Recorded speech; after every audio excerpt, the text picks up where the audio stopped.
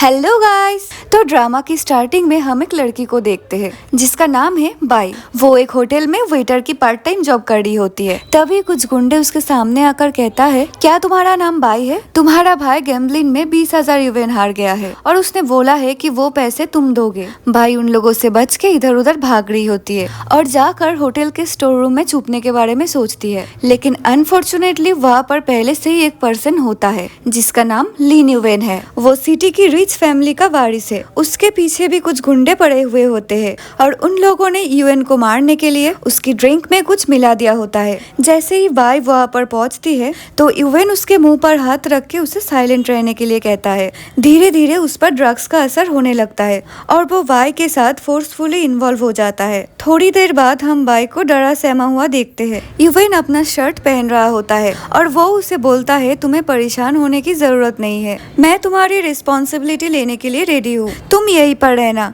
मेरे लोग तुम्हें पिक करने आएंगे। ये बोलकर वो अपना फैमिली पेंडेंट देकर वहाँ से चला जाता है। बेचारी बाई को तो यकीन ही नहीं आता कि उसके साथ क्या हो गया। वो गुस्से में उस पेंडेंट को जमीन में फेंक देते हैं। तभी उसके कजन सिस्टर जीजी वहाँ पर आ जाती है। वो भी बाई के साथ उस होटल में जॉब करती है। उसे लगता है कि बाई काम से बचने के लिए स्टोर रूम में छुपकर सो रही है। वो उस पेंडेंट को उठाकर अपने गले में डाल लेती है। तभी वहाँ पर लीन फैमिली के लोग आ जाते हैं और उसके गले में वो पेंडेंट देखकर उसे ही वो लड़की समझ लेता है और उसे ग्रेट करते हुए कहते हैं कि हम यहाँ पर आपको पिक करने के लिए आए हैं। मिस्टर लिन ने आपको घर ले जाने के लिए बोला है। पहले तो जीजी को कुछ समझ नहीं आ रहा होता, पर जैसे ही वो लिन फैमिली का नाम सुनती है तो शॉक्ड हो जाती है कि लिन फैमिली का यंग मास्टर मुझसे शादी करना चाहता है और वो झटपट उसके साथ चली जाती है। उसे लगता है कि बाई कितना बेवकूफ है जो इस पेंडेंट को जमीन पर फेंक दिया। अब मैं उसकी जगह रिच फैमिली की डॉटर इन लॉ बनूंगी। अब बाई की ग्रेजुएशन कंप्लीट हो जाती है, जिसके बाद वो सिटी की सबसे बड़ी कंपनी में इंटरव्यू देने के लिए जाती है, पर जॉब की कोई एक्सपीरियंस ना होने की वजह से उसे वहाँ से रिजेक्ट कर दिया जाता है।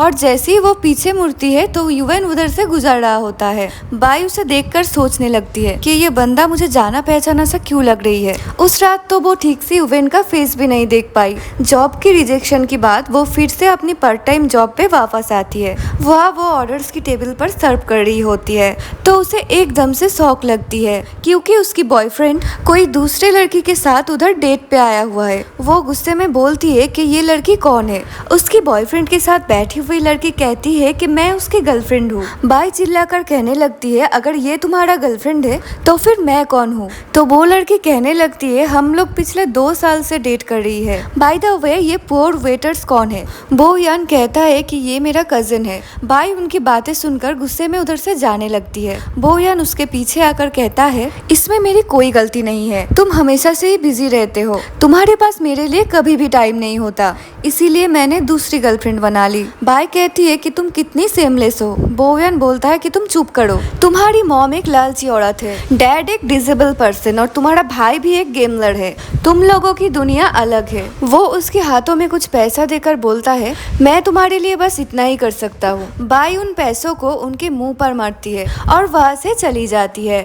वो जब घर पहुँचती है तो उनकी मॉम उन पर चिल्लाने लगती है, कहती है कि तुम कैसी सिस्टर हो, तुम्हारे ब्रदर पर गैम्बलिंग का कर्जा हो गया है, अगर शाम तक हम उन लोगों के पैसे नहीं दे पाए तो वो तुम्हारे भाई के टुकड़े करके शॉर्ट्स को खिला देंगे। बाई पूछती है कि कितने पैसे चाहिए। मेरे पास अभी बस $100 है। मॉम बोलने लगती है कि इससे क्या होगा, उसे 3,000 देने हैं। मॉम उसे बुरा वाला बहुत कुछ सुनाने लगती है। बाई कहती है, इसमें मेरी क्या गलती है, वो हमेशा ही उल्टे सीधे काम करता रहता है और आप उसे सपोर्ट करती है। मॉम कहती है, तुम कितनी मीन हो, तुम्हें अपने ब्रदर का साथ देना चाहिए, जल्दी से जाकर ओवर टाइम वर्क करो और जैसे भी करके शाम तक 3,000 लेकर आओ या फिर किसी रिच पर्सन से शादी कर लो जो हमें अच्छी खासी प्राइड मनी दे सके। बाई गुस्से में खुद को अपने रूम में लॉक कर देती है। मॉम बोलने लगती है कि ज्यादा नखरे मत दिखाओ। आज इवनिंग में जीजी पूरी फैमिली को एक 5 स्टार होटल में अपनी वेडिंग फिक्स हो जाने का डिनर दे रही है और तुम्हें भी मेरे साथ चलना है, तो जल्दी से रेडी हो जाओ।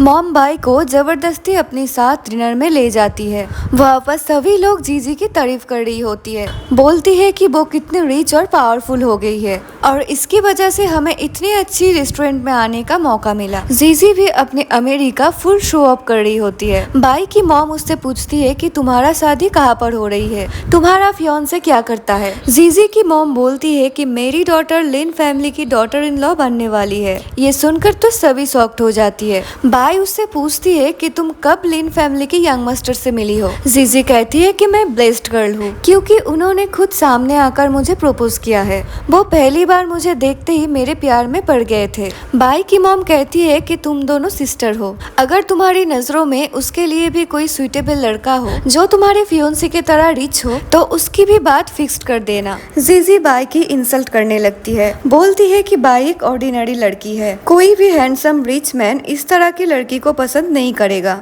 बाई डिनर छोड़कर वहाँ से चली जाती है। घर आकर मॉम उन्हें डांटने लगती है, कहती है तुम्हें अपनी कजन सिस्टर के साथ बनाकर रखनी चाहिए, तभी तुम्हारा कॉन्टेक्ट कोई वेल्दी फैमिली के साथ हो सकता है। दिखने में तो तुम जीजी से कई गुना ज्यादा बेटर हो, तुम एक काम करो, तुम उसके फियोन्से को पटा लो। बाई कहती है कि मॉम अब कुछ भी मत बोलो, मैं कभी भी ऐसे वैसे काम नहीं करने वाली। तभी वो वियान उधर उसके मॉम के लिए गिफ्ट लेकर आ जाता है। बाई उससे पूछती है तुम यहाँ पर क्या कर रही हो। वो बोलता है मैं तुमसे यहाँ पर माफी मांगने आया हूँ, वो लड़की मेरे लिए कुछ भी नहीं है, मैं तो सिर्फ तुमसे ट्रू लव करता हूँ। बाई कहती है कि मैं तुम्हें कभी भी माफ नहीं करूँगी, अच्छा होगा अगर तुम यहाँ से चले जाओ। लेकिन बाई के मॉम उसका गिफ्ट देखकर उससे इम्प्रेस हो जाती है और उनसे पूछती है कि क्या तुम रिच हो गई हो। वो बोलता है हाँ आंटी, मुझे अच्छी सैलरी की जॉब मिल गया है। वो बाई की मॉम को 1 मिलियन प्राइड मनी देने की बात करता है। ये सुनकर तो बाई की मॉम और भी ज्यादा खुश हो जाती है और बोलती है कि इतना काफी नहीं है, इसके साथ मुझे एक कार भी चाहिए। बाई कहती है मॉम आप मेरे साथ ऐसे कैसे कर रही हो,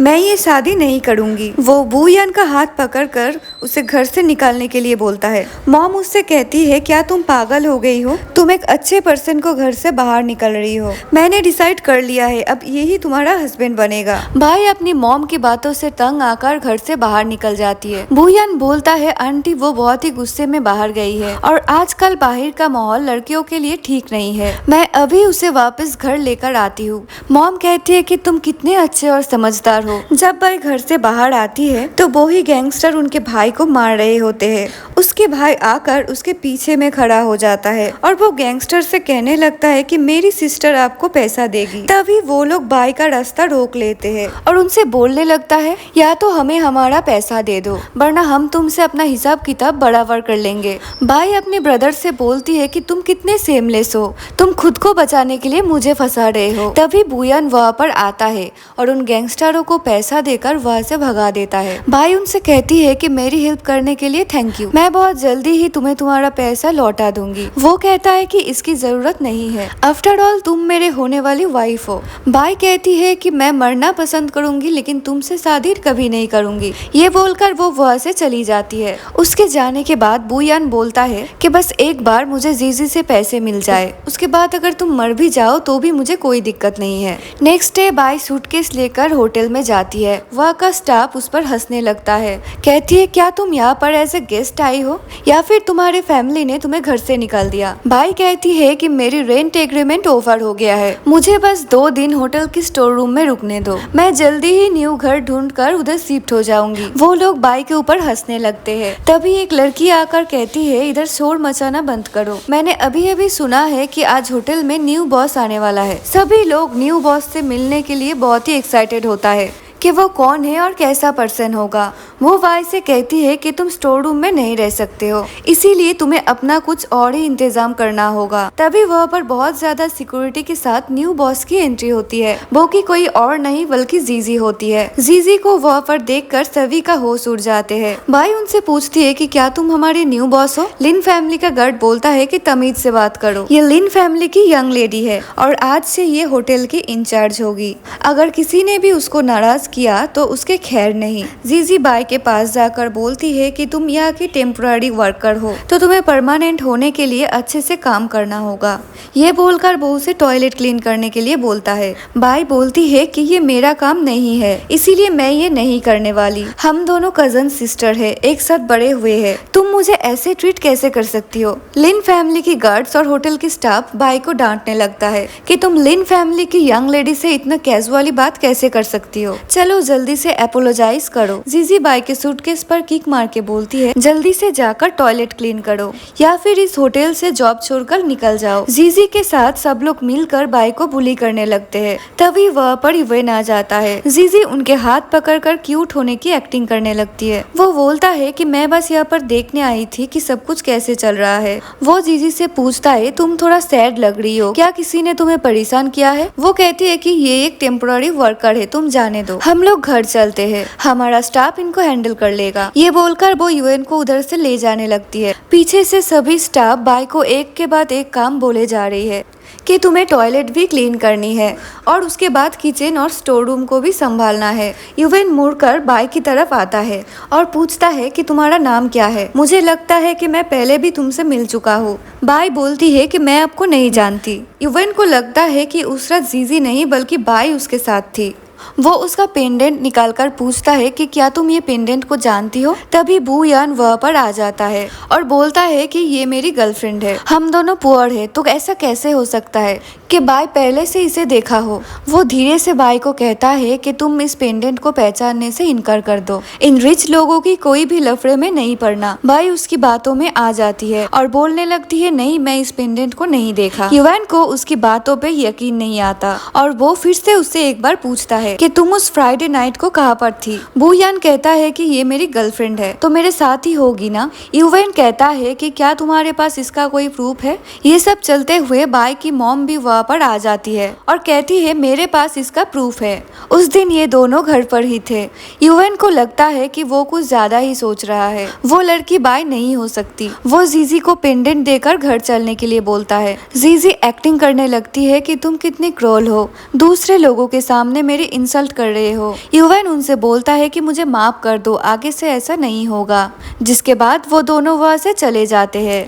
बाई बूयान को बोलता है कि मेरे साथ बाहर चलो, मुझे कुछ बात करनी है तुमसे। वो उनसे पूछती है कि तुम मिस्टर लिन के सामने झूठ क्यों बोला कि उस रात मैं तुम्हारे साथ थी। बूयान उसको पागल बनाते हुए कहते हैं, अगर तुम उसके सामने सच एक्सेप्ट कर लेती तो तुम बहुत बड़ी प्रॉब्लम में पड़ जाती। बेचारी भोली बाई उसकी बातों में आ जाती है और उसे बोलती है कि ठीक है, लेकिन अब दोबारा से मुझसे बात करने की कोशिश मत करना। ये बोलकर वो वहाँ से जा रही होती है तो बूयान उसे रोक कर कहता है कि क्या तुम मुझे माफ नहीं कर सकते हो? मैं तुम्हें बहुत खुश रखूंगा। तो बाई कहती है कि तुम ऐसा सोचना भी मत, तुम्हें देखकर मुझे वोमिट आती है। ये बोलकर वो वहाँ से चली जाती है। इतने में ही बाई की मॉम बूयान से बोलती है कि जैसा तुमने बोला मैंने वैसा ही किया, अब तुम अपना प्रॉमिस कब पूरा करोगे? यहाँ वो पैसों की बात कर रही होती है। वो उसकी मॉम के अकाउंट में कुछ पैसे डाल देती है और उसकी मॉम खुश होकर वह से चली जाती है। अगले सीन में हम देखते हैं जीजी यूवेन के साथ नाइट स्पेंड करने के लिए उसके वाइन में ड्रग्स मिला देती है, लेकिन तभी यूवेन को कंपनी की इम्पोर्टेंट मीटिंग के लिए जाना पड़ता है। जीजी का उसे रिड्यूस करने का प्लान फ्लॉप हो जाता है और दूसरी तरफ बाई स्टोमक में पेन होने की वजह से डॉक्टर के पास जाती है और अपने प्रेगनेंसी के बारे में जानकर वो शॉक्ड हो जाती है।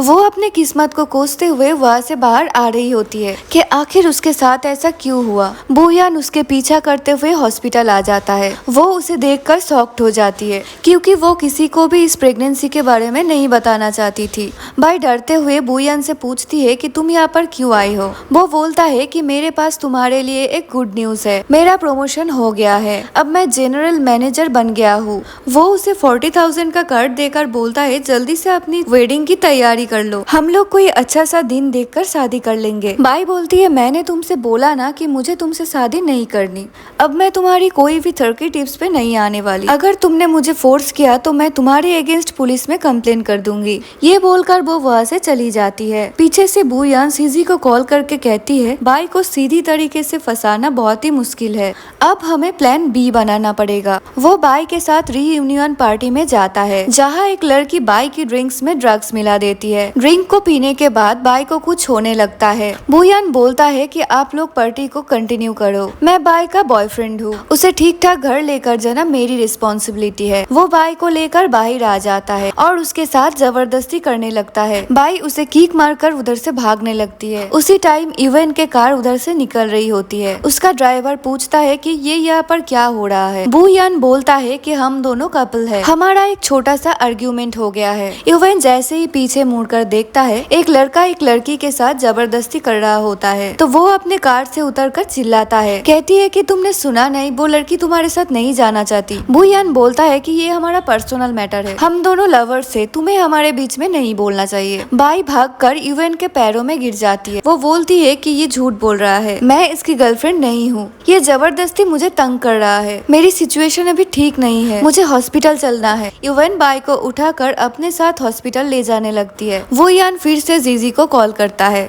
वो उसे 50,000 और देकर बोलता है, कैसे भी करके तुम्हें बाई को अपनी वाइफ बनाना होगा। नेक्स्ट मॉर्निंग बाई की आंख हॉस्पिटल में खुलती है। वो देखती है कि इवन उसके पास में बैठा हुआ है। वो शॉक्ड होकर पूछती है कि तुम यहाँ पर क्या कर रहे हो। वो बोलता है कि कल रात मैंने ही तुम्हारी जान बचाई है। इतने में ही नर्स आकर बाई से कहती है कि तुम प्रेग्नेंट हो, तो तुम्हें ओवर ड्रिंक नहीं करना चाहिए, ये तुम्हारे और बेबी के लिए सही नहीं है। उसके प्रेगनेंसी के बारे में सुनकर इवन को कुछ अच्छा नहीं लगता और वो वहाँ से चला जाता है। वो यान सबके सामने बाई को वेडिंग के लिए प्रपोज करता है। आसपास के लोग उनके लिए चीयर कर रहे होते हैं। बाई बुकेट फेंक कर वहाँ से चली जाती है। बू यान उसके पीछे आकर कहता है, क्या तुम मुझसे शादी नहीं करोगी? तो फिर हम सबको बता देंगे कि उस रात हमने होटल में क्या किया था। बाई कहती है कि कुछ भी बकवास मत करो, मैं अच्छे से जानती हूँ कि वो पर्सन तुम नहीं हो। वो बोलता है कि मेरे पास इसका प्रूफ भी है। वो उसे एक ऑडियो सुनाकर बोलता है कि ये हमारी रोमांस की वॉइस है, जो मैंने हमारे स्पेशल मोमेंट को हमेशा याद रखने के लिए रिकॉर्ड की थी। बाई कहती है कि तुम कितना चीप हो। बू यान उसे बुली करते हुए कहते हैं, अगर तुम्हें मुझसे शादी नहीं करना है तो तुम मुझे वो सारे पैसे वापस दो जो कि मैंने तुम्हारे फैमिली के ऊपर खर्च किए हैं। बाई जब घर पहुंचती है तो वो देखती है कि उसकी मॉम बू यान को खाना खिला रही है। मॉम कहती है कि तुम कितनी लकी हो, जो बू यान जैसा रिच और हैंडसम लड़का तुमसे शादी करना चाहता है। बाई कहती है, मॉम आप मेरे साथ ऐसा क्यों कर रही हो, क्या मैं आपकी रियल बायोलॉजिकल डॉटर नहीं हूँ? मॉम उसकी एक भी बात नहीं सुनती और जबरदस्ती उसको ले जाकर रूम में लॉक कर देती है। वही अपनी साजिश को इंजाम देने के लिए जीजी फिर से यूएन के पास आकर कहती है कि तुम आज पूरा दिन कहाँ पर थे, ना तो तुम मुझसे मिले और ना कोई बात की। यूएन बोलता है कि ऐसे कोई बात नहीं, एंड बाय द वे तुमने रिसेंटली $2 मिलियन का यूज किया है, क्या मैं पूछ सकता हूँ कि तुमने इतने सारे पैसे का क्या किया है? जीजी ये सुनकर घबरा जाती है और वो कहती है, ये पैसे मैंने अपने पेरेंट्स को दिए हैं, मैं उनकी सिंगल चाइल्ड हूँ, उनका ख्याल रखना मेरा रिस्पॉन्सिबिलिटी बनता है। बेचारा यूएन उसकी बातों में आ जाता है। जीजी कहती है, मेरी पेरेंट्स को हमारी शादी के लिए बहुत एक्साइटमेंट हो रही है, तो अब हमें बिना देर किए जल्दी से शादी कर लेनी चाहिए। यूएन कहता है, हाँ ठीक है, मैं पर्सनली तुम्हारे घर पे जाकर तुम्हारे पेरेंट्स के साथ बात करना चाहता हूँ। ये सुनकर तो जीजी सोच में पड़ जाती है कि मैं इसे अपने घर कैसे लेकर जाऊँ। नेक्स्ट डे वो अपने पेरेंट्स के घर का और उनका हुलिया ही चेंज कर देती है। वो यूएन से कहती है कि मेरे डैड इंजीनियर है और मॉम एक स्कूल टीचर। तो यूएन उसके पेरेंट्स से मिलकर शादी की परमिशन लेता है। बाई की मॉम ने अभी तक उनको रूम पे लॉक करके रखा हुआ है। वो तंग आकर वुयान से शादी के लिए हाँ बोल देती है। वो एक रेस्टोरेंट में जाकर डिनर कर रही होती है।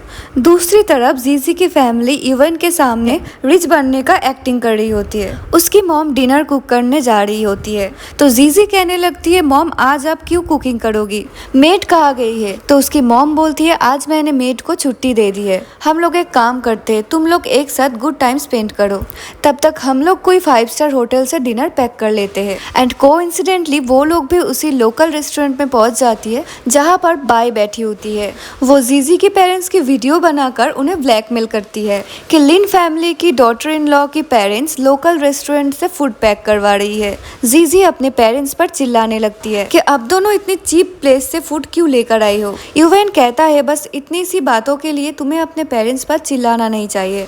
जीजी फिर से उसके सामने क्यूट बनने लगती है। इस ब्लैकमेलिंग का बदला लेने के लिए जीजी बाई पर चोरी का इल्जाम लगाता है। सब लोग उसे चोर समझकर बुरा भला सुनाने लगती है, यहाँ तक कि उसकी मॉम उसे ये भी बोल देती है कि मैं तुम्हें यहाँ पर और ज्यादा देर तक बर्दाश्त नहीं कर सकती, मैं जल्द ही तुम्हारा शादी करवा दूंगी, तुम्हारी वजह से मैं किसी को मुंह दिखाने लायक नहीं रहे। बाई अकेले में बैठे हुए रोने लगती है कि मैंने चोरी नहीं की, कोई मेरा यकीन क्यों नहीं कर रहा।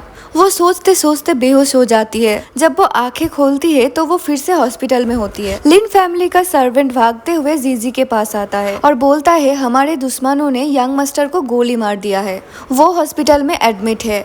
यूवेन का काफी ब्लड लॉस हो चुका है। उसे अर्जेंटली ब्लड की नीड होती है। डॉक्टर बताता है कि उसका ब्लड ग्रुप रेयर है।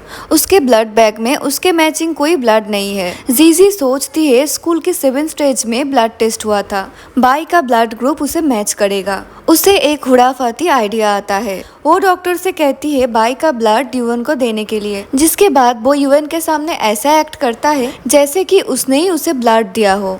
यूएन उसे काइंड और हेल्पफुल लड़की समझकर थैंक यू बोलता है। वो कहती है इसकी कोई जरूरत नहीं है, आफ्टर ऑल तुम मेरे फियांसे हो। अगर मैं तुम्हारा ख्याल नहीं रखूंगी तो और कौन रखेगा। तभी बाई वहाँ पर आ जाती है। वो बोलती है कि जीजी तुम कितनी झूठी हो, तुम्हारा नहीं बल्कि मेरी ब्लड रेयर है। तुम कितनी भी छुपाने की कोशिश करो, एक ना एक दिन सच सबके सामने आएगा। जीजी कहती है तुम यहाँ मेरे मैन को इम्प्रेस करने आई हो। वो बोलती है मुझे तुम में और तुम्हारे मैन में कोई इंटरेस्ट नहीं है। जीजी अपनी फेक ब्लड रिपोर्ट दिखाकर बाई को झूठा प्रूव कर देता है और बोलती है कि मेरे सामने ज्यादा इनोसेंट मत बनो।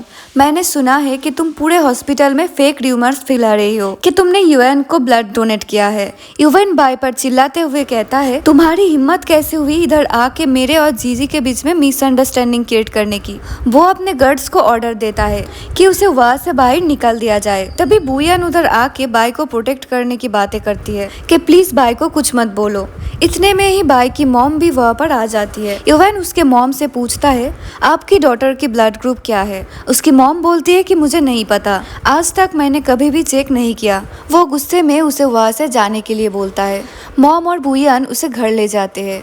उसके होश में आने पर वो उसे बोलता है कि अब तुम इधर उधर भागना बंद कर दो। 2 दिन बाद हम लोग शादी कर रहे हैं। अब हम वेडिंग डे का सीन देखते हैं। बाई वेडिंग के लिए रेडी हो रही होती है। दूसरी तरफ उसी दिन जीजी और यूएन का शादी का प्रिपरेशन चल रही होती है। यूएन तैयारी देखने आया होता है। तब 2 स्ट्रेंजर उसकी शादी में घुसकर पॉइजन गैस बॉम्ब उधर डाल देते हैं, जिसके धुएं से सब लोग बचकर इधर उधर भाग रहे होते हैं। बाई अभी अपने वेडिंग से बचकर उधर आ जाती है। उस गैस से वो दोनों बेहोश हो जाती है। वो लोग बाई को वेडिंग ड्रेस में देखकर उसे ही यूएन की वाइफ समझ लेती है और उसके साथ उसे भी किडनैप करके ओल्ड बिल्डिंग में ले आते हैं। वो यूएन से $100 मिलियन की डिमांड करता है। उसे वार्न करते हैं कि अगर तुमने हमें पैसा नहीं दिए तो फिर हम तुम्हारे फियांसे को छोड़ेंगे नहीं। बाई कहती है कि मैं उसकी फियांसे नहीं हूँ, मैं एक नॉर्मल लड़की हूँ। वो लोग उस पर हंसने लगते हैं कि कौन दूसरे की वेडिंग पे वेडिंग ड्रेस पहनकर आता है। बाई कहती है मैं गलती से गलत बैंक्वेट में आ गई थी। यूएन ऐसी सिचुएशन में भी उसके साथ लड़ाई झगड़ा करने लगता है। बोलता है तुम्हें यहाँ आने की जरूरत क्या थी। ये बोलते बोलते उसके मुंह से ब्लड आने लगता है और वो बेहोश होकर बाई के शोल्डर में अपना सर रख लेता है। बाई को उस रात की फ्लैशबैक आने लगती है। वो सोचती है कि चाहे हम दोनों एक दूसरे को कितना भी नफरत कर ले, लेकिन फिर भी मुझे इसका जान बचाना चाहिए। वो किडनैपर्स से कहती है कि यूएन की तबीयत कुछ ठीक नहीं है, अगर तुम्हें पैसे चाहिए तो फिर तुम्हें इसे जिंदा रखना होगा। वो लोग उसके लिए डॉक्टर को बुलाते हैं। वो डॉक्टर टेम्पोररी उसका चेकअप करके वहाँ से चला जाता है और थोड़ी देर बाद पुलिस को साथ में लेकर वहाँ पर वापिस आ जाते हैं। बाई सोचती है कि थैंक गॉड इसे मेरी साइन लैंग्वेज समझ आ गई। बाई फिर से एक बार यूएन के लिए अपना ब्लड डोनेट करती है। नेक्स्ट मॉर्निंग यूएन फिर से पूछती है कि तुम यहाँ पर क्या कर रही हो। वो बोलती है कि मैंने इस बार तुम्हारी जान बचाई है। पहले तो उसे बाई की बातों पर यकीन नहीं होता, पर उसको कुछ एविडेंस देने पर वो मान जाता है। बाई उनकी हेल्प करने की बदले में उसे लिन ग्रुप के अंदर में जॉब ऑफर करने की डिमांड करता है। वो उसे अपना कार्ड देकर बोलता है कि कल तुम मेरे ऑफिस में आ जाना। बाई उसे थैंक यू बॉस बोलती है, जिसके बाद वो अपने सर्वेंट को बोलता है कि बाई को घर छोड़ाने के लिए। जीजी गुस्से में आकर उससे पूछती है कि तुम किसके कहने पे इस पुअर लड़की को लिन फैमिली के सबसे लग्जरी कार में बिठा कर लेकर जा रही हो। वो कहता है हमें बॉस ने ऑर्डर दिया है मिस बाई को घर ड्रॉप करने के लिए। जीजी सर्वेंट को बहुत बुरा वाला सुनाती है। बाई सर्वेंट से बोलती है क्या ये हमेशा आपके साथ इतना क्रुएलिटी से बात करती है? आप अपने यंग मास्टर से इसके बिहेवियर्स के बारे में क्यों नहीं बताते हो? सर्वेंट बोलता है मेरे मास्टर एक बहुत ही अच्छे इंसान है, मैं उनकी पार्टनर के बारे में कुछ भी नहीं बोलना चाहता। वैसे भी मेरे मास्टर के बाद ऑलरेडी फियांसे है, तो तुम उनसे दूर ही रहना। बाई सोचती है कि उन सरियाल के क्लोज कौन आना चाहेगा। जैसे ही बाई उसके घर के पास पहुंचती है तो बूयान उससे पूछती है, तुम अचानक वेडिंग से कहाँ गायब हो गई थी? मुझे तुम्हारी बहुत चिंता हो रही थी। बाई कहती है, अगर तुम्हें मेरी टेंशन होती तो तुम यहाँ बैठकर पेट भरकर खाना ठूस नहीं रहे होते। इतने में ही बाई के मॉम भी वहाँ पर आ जाती है। वो बाई से कहने लगती है कि तुम्हारी वजह से मेरी फैमिली की कितनी इंसल्ट हुई है, सब तुम्हारे बारे में गलत गलत बात कर रहे थे। बाई उनकी बातों को इग्नोर करके जॉब इंटरव्यू के लिए तैयार होने चला जाता है। बाई को लीन ग्रुप में जॉब मिल जाती है।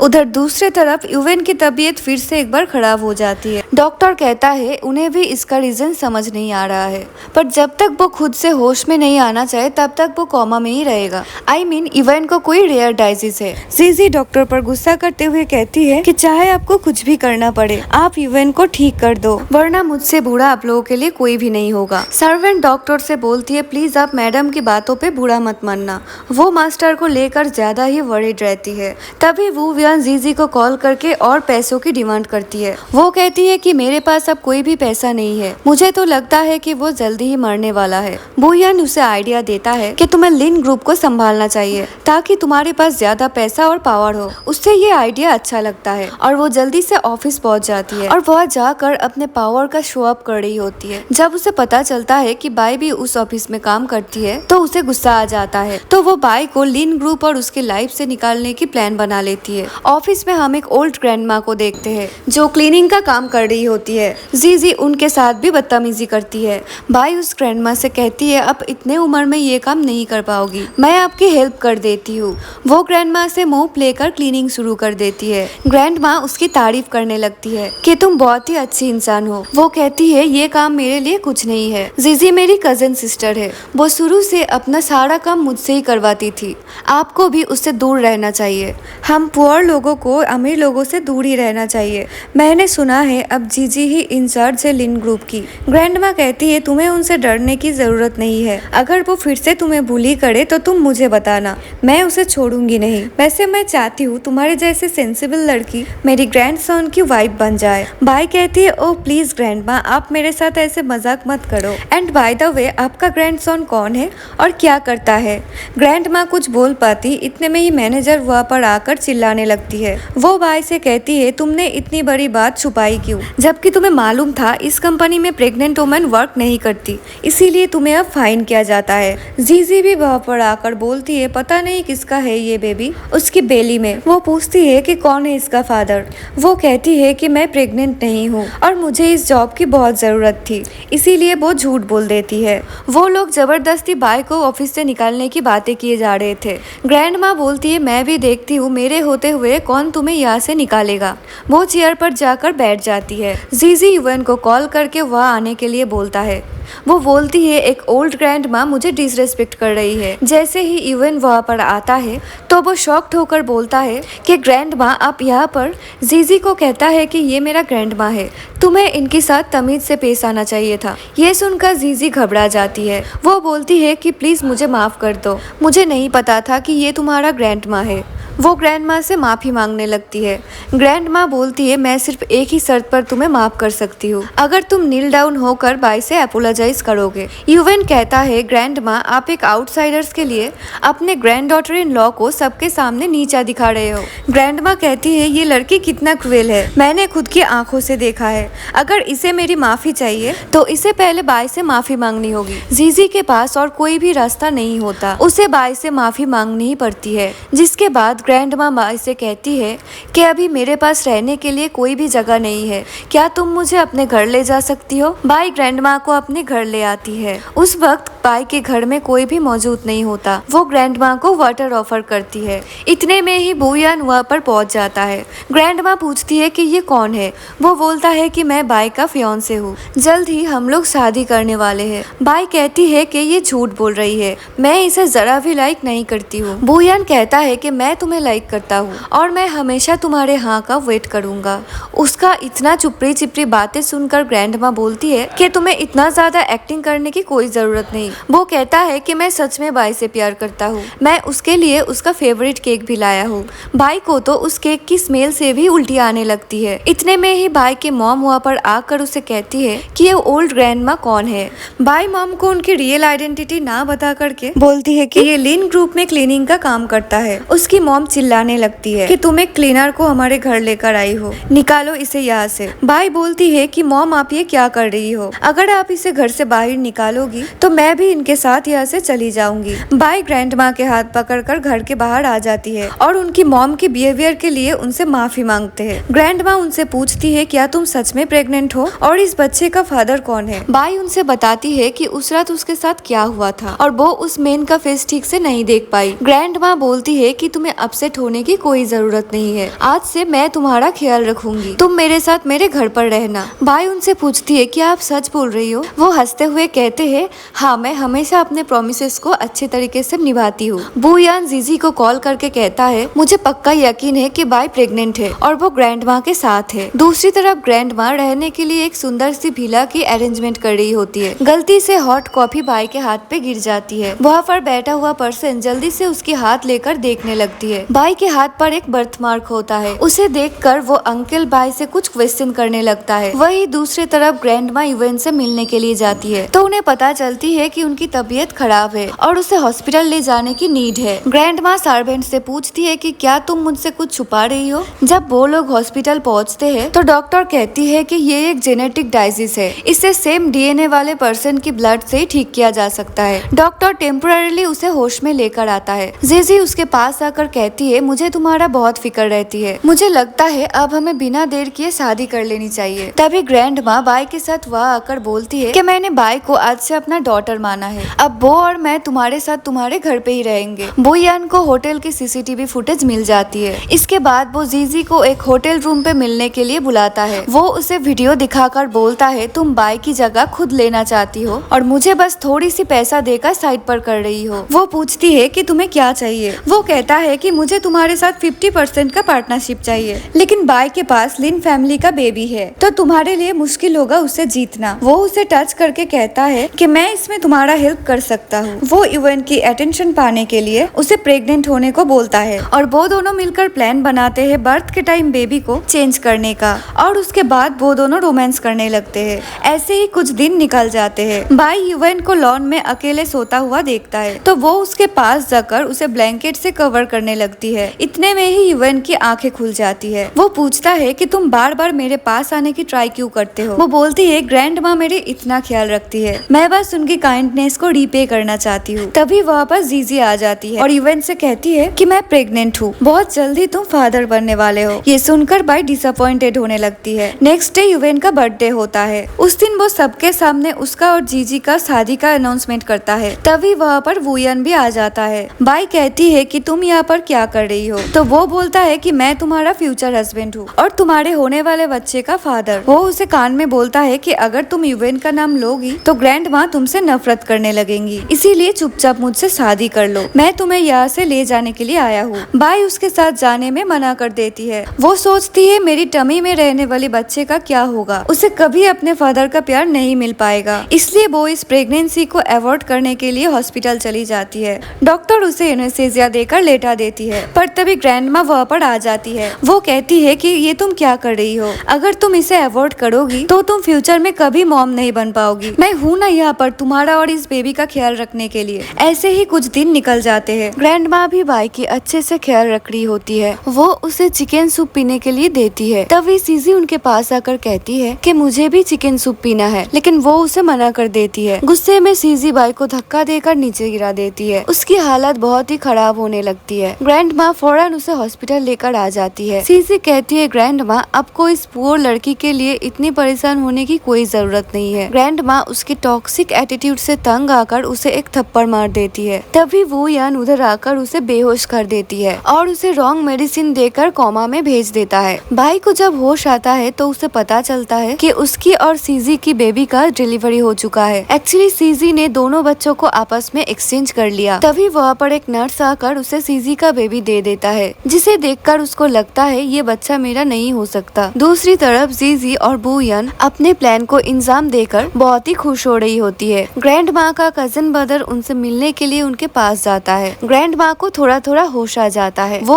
उसे कुछ बताने की कोशिश करती है और बाई की नाम लेने लगती है, तो वो अंकल किसी को कॉल करके बाई की सारी डिटेल्स लेने लगती है। आगे हम यूएन और सीजी की वेडिंग का मोमेंट देखते हैं। अंकल आकर वेडिंग को रुकवा देता है। वो बोलता है कि ये शादी नहीं हो सकती क्योंकि बाई कोई और नहीं मेरी ग्रैंड डॉटर है, जिसको 20 साल पहले एक मेड ने अपने डॉटर के साथ एक्सचेंज कर दिया था। तब तक ग्रैंड माँ भी हॉस्पिटल से वापस आ जाती है। वो यूएन के पास आकर कहती है कि वो किस तरह बाई को धक्का दिया था, और जब उन्हें इस बात का पता चला तो वो लोग उन्हें भी ठिकाने लगाने के लिए उन्हें गलत मेडिसिन देकर कोमा में भेज दिया। ग्रैंड माँ के लोग भी बाई के मॉम को वहाँ पर लेकर आती है, जिसको हम अभी तक बाई के मॉम समझते हुए आ रहे थे। एक्चुअली में वो अंकल के घर की मेड थी। अंकल बताती है कि वो एक दिन बिजनेस के काम के लिए कहीं पर गए हुए थे, तब उसने बच्चों को बदल दिया था। और जब ग्रैंड पार्टी फैमिली ने बर्थ मार्क के बारे में पूछा था, तब उसने बोला था कि ये बर्थ मार्क नहीं है, बस ऐसे ही जले हुए का निशान था, जो कि अब ठीक हो चुका है। ये सुनकर यूएन शॉक्ड हो जाता है। तब बाई भी सबके सामने आकर जीजी का पर्दा फाश कर देती है कि वो सीसीटीवी कैमरा की फुटेज दिखाती है और कहती है उस रात मैं थी स्टोर रूम में। वो जीजी से अपनी बच्चा लेकर वहाँ से चली जाती है। वो कहने लगती है मैंने ये सब सिर्फ अपने बच्चे के लिए किया है, मुझे तुम में और तुम्हारे पैसों में कोई इंटरेस्ट नहीं है। बाई की मॉम और जीजी को जेल भेज दिया जाता है।